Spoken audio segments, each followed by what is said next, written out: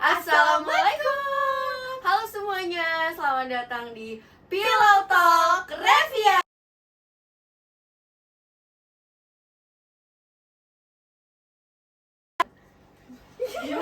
Perkenalan dulu gak sih, Reviana tuh apa sih? Ya apa tuh Reviana tuh apa sih kalau boleh tahu? Jadi, Reviana itu Revina Dan Berliana. Jadi kita tuh di sini mau bahas apa sih, Rev? Jadi, di sini kita tuh mau bahas tentang dua pelajaran, yaitu history dan civic. Oke. Nah, kalau kita history itu mau ngebahas tentang pertempuran di Surabaya.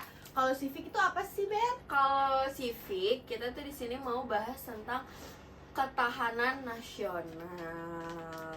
Ngapain, mohon maaf, Bu? Wow, cukup menarik ya pilotot kita ini.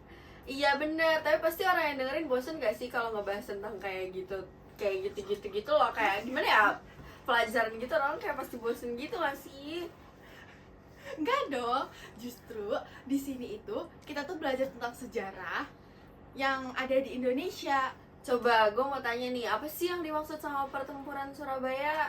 Pertempuran Surabaya itu kayak pertempuran besar yang terjadi di kota Surabaya. Pada Indonesia. bulan apa?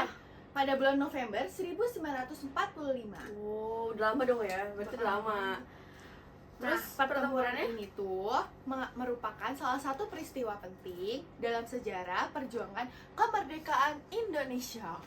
Oh, ngomong-ngomong soal Surabaya ini kan berasal dari Jawa Timur ya. Pasti kayak orang-orang di sana keren gitu, apalagi mas-mas jawir kayak gitu gak sih? Iya, apalagi pada manis-manis kan? Oh iya, Mas-masnya. selain itu kayak selain perjuangan fisik, ada juga loh perjuangan diplomasinya sih, Rev, untuk mempertahankan kemerdekaan kita. Lo tau gak sih ada apa aja perjuangan diplomasi kita nih yang dilakukan sama pahlawan kita? Jelas tahu dong, itu tuh ada perundingan Renville. Oh, perundingan Renville itu yang salah satu peristiwa penting itu kan di dalam sejarah Indonesia yang Iya. berkaitan dengan upaya diplomasi dan mempertahankan kemerdekaan dari Belanda. Kejadiannya tanggal 21 Juli 1947. Tuh penting banget tuh belajar sejarah tuh kayak gitu.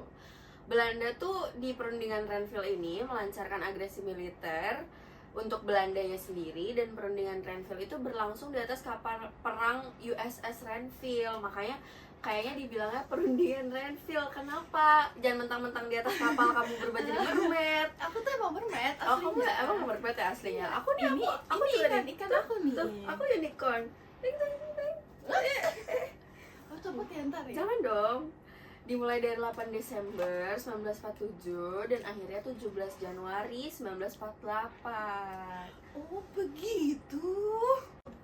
Nah, kalau perundingan itu ada perundingan Renville menunjukkan betapa kompleksnya perjuangan diplomasi Indonesia dalam mempertahankan kemerdekaan dari kekuatan kolonial Belanda. Meskipun pernah ada kesepakatan damai, tetapi perundingan ini Menegaskan. bahwa konflik antara Indonesia dan Belanda itu belum selesai, teman-teman, ternyata. Oh. Mungkin sampai saat ini juga belum selesai ya. Udah dong, Oh, udah. cukup, Oh, udah. cukup. Oh, udah ya. Nah, sekarang karena tadi habis ngomongin soal perjuangan fisik dan diplomasi, kayaknya kalau misalnya kayak gitu berarti Indonesia kayak ada effort gitu nggak sih buat mempertahankan negaranya? Pasti ada kan? Pasti.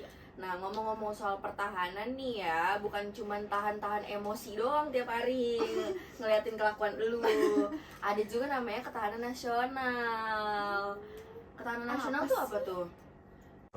Ketahanan nasional itu Indonesia memiliki terletak dalam posisi strategis karena diapit dalam dua benua dan dua samudra.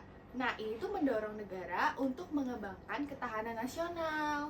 Nah, ketahanan nasional juga dapat kondisi dinamis dari suatu bangsa yang berisi ketangguhan dan kemampuan mengembangkan kekuatannya untuk menghadapi ancaman. Sehingga ketahanan nasional merupakan suatu konsep yang sangat amat krusial atau penting dalam upaya menjaga keutuhan dan keberlanjutan suatu negara.